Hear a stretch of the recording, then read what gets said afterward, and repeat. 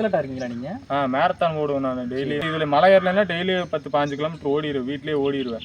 இங்க வர்றதுனால வந்து ரன்னிங் நான் கட் பண்ணிட்டேன். ஹில் கிளைம்பிங் மட்டும் நான் பண்ணிட்டு இருக்கேன். இல்லைன்னா வந்து மேரத்தான் 27 கிலோமீட்டர் 10 கிலோமீட்டர் எங்க நடந்தாலும் போயிடுவேன். உங்க ஸ்கூல் லைஃப்ல இருந்தே ஸ்டார்ட் பண்ணிட்டீங்களா ரன்னிங்க? ஸ்கூல் லைஃப்ல வந்து நான் ரன்னிங் ஸ்டார்ட் பண்ணலாம் ஒரு 12ஆவது படிக்கிறப்போ ஸ்டார்ட் பண்ணேன். எனக்கு நல்லா ஞாபகம் இருக்குது.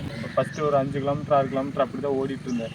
போக இம்ப்ரூவ்மெண்ட் ஆச்சு. சரி. ஸோ ஸ்டாமினா ஆச்சு, நல்லா பண்ண ஆரம்பிச்சேன். சரி. நீங்க ஸ்டார்ட் பண்ணிருக்கீங்களா ரன் பண்றதுக்கு? அப்ப இருந்த ஒரு கஷ்டத்துக்கும் இப்போ எப்படிங்க இருக்கு? பரவாயில்ல, பாடி நல்லாவே இதாக இருக்கு. நல்லா ஏகப்பட்ட காயங்கள் வந்து நகம் எல்லாம் இதாக இருக்கு.